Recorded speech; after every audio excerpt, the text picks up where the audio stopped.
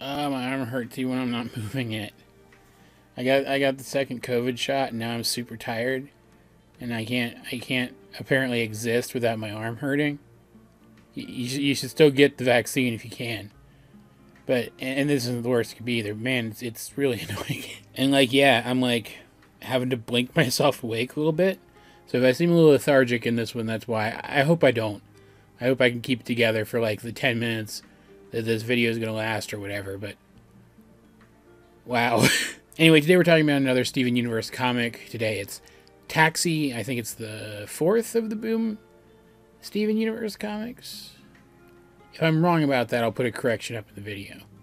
If there's no correction up here, assume that I wasn't wrong. Or that I forgot to put the correction in the video.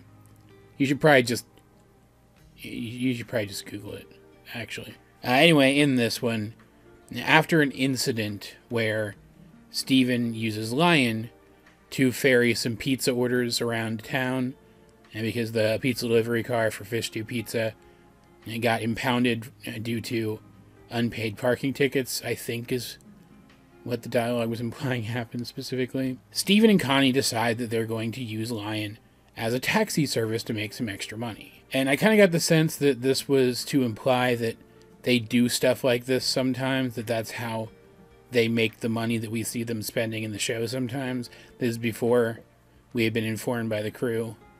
Did they ever actually say it in the show? Like, we know it happened after Greg found out he was rich, but did we ever find out in the show that he paid for everything?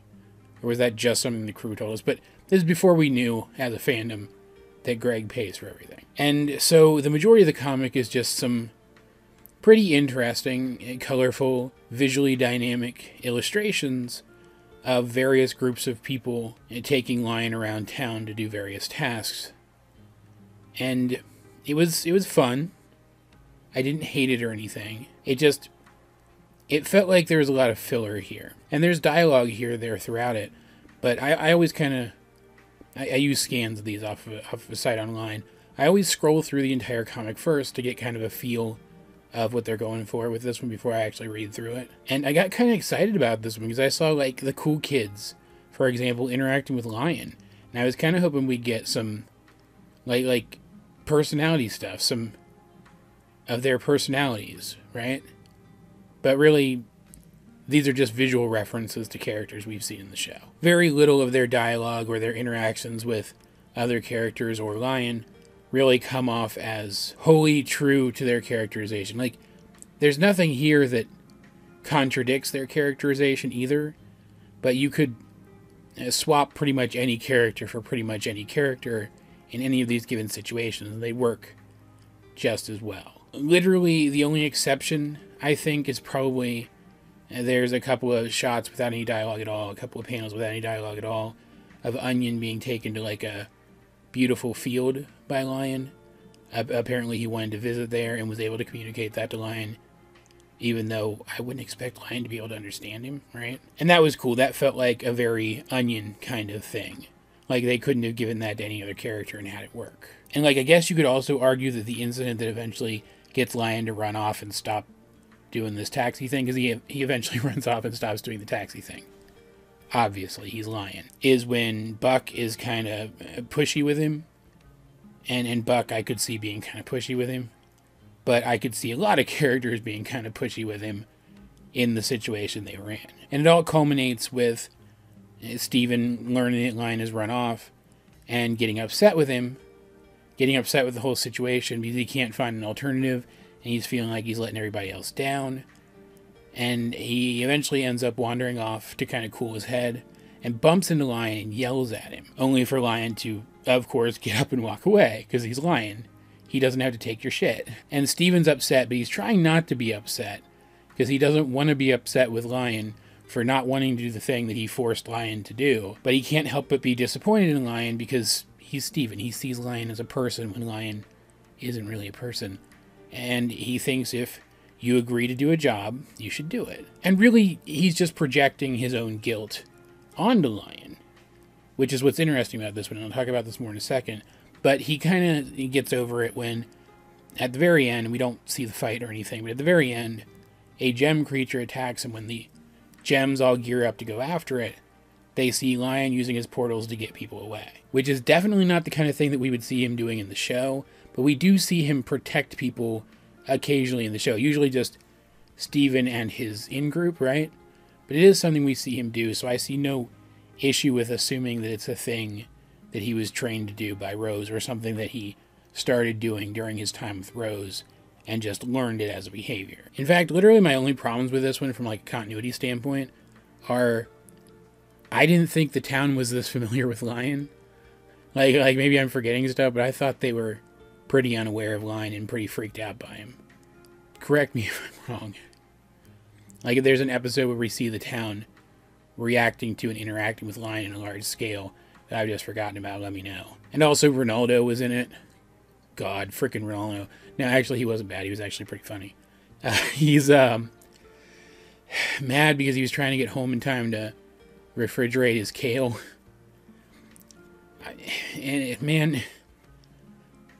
I could totally see Ronaldo seeing as how he's like a conspiracy theorist type, being really into like superfoods, right? Because superfoods are basically a conspiracy thing anyway. Like superfoods don't actually exist, right? And besides, straight up, spinach, especially cooked spinach, gives you basically all of the nutrients that kale does, like even more efficiently, and it tastes better. So just eat spinach. Kale's terrible. Why does anybody eat kale? And I like the lesson here. Everybody keeps talking about how Lion isn't very dependable. This probably isn't a good idea. And Steven does get mad at him at the end, really just because he's mad at himself for not really taking that into account. And Connie says it the best.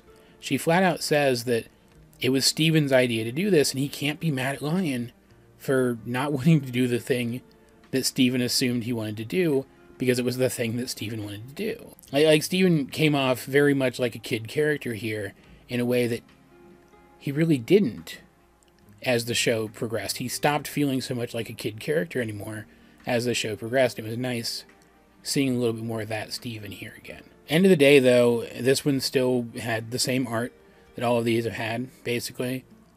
And I still don't love it. It's fine. Like, there was some imagery in here that was really good. Some background imagery that was really good. And conceptually, the gem monster that shows up at the very end was really interesting. And I liked Lion's look as a taxi when they had him dressed up as a taxi. Like, not literally the car, but like a taxi driver almost. I don't know exactly what they were going for, but it was cute. It was a cute look for him. So it's not like there wasn't stuff to like in here. And some of the characters looked fine, but some of them looked just a little off here and there. And like, they did that a little bit in the show too, but they were off in ways where that they still looked like themselves. Here, I can't describe it, and it's just a personal taste thing. I don't like how some of these characters look in this style. Still, this is an interesting one, and getting to see Steven learn a lesson involving a gem-related thing, that being Lion, but also involving all the townspeople. Like seeing the townspeople and a gem-related thing come together to teach Steven a lesson was interesting. We didn't get that much in the show. Like, I'm trying to think of examples. The one that comes to mind is probably Lars and the Cool Kids. Are there any others where, like, gem magical stuff, for lack of a better term, crosses over with the towny stuff this much? The one with the beach picnic, what was that one called? Beach Party? That one kind of did, I guess.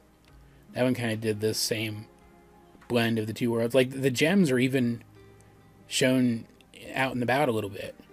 In town, kind of interacting with people halfway. In this one, which is also a thing that they didn't do much earlier on in the show. Like, we know that this one takes place around Lion 2, the movie, because they mention the events of that. And that's not super far into the show. It just, I don't know. It felt like the two worlds were mixing a little more than they really should have been, which might be a continuity hiccup. There's also a line from Pearl here that might be a continuity hiccup. Steven mentions a science thing and like a chemistry thing, and she says she doesn't know what that is. But I headcanon that because Ronaldo was mentioned in the same statement from Steven that she was actually saying she didn't know what Ronaldo was, which I find very funny because she would know who Ronaldo is. And I think it's funny that she would just immediately forget because he's that unlikable. So, like, not great. There's a lot of filler in here, but not bad either. It was an enjoyable read. And as per usual, there is some other content in here too.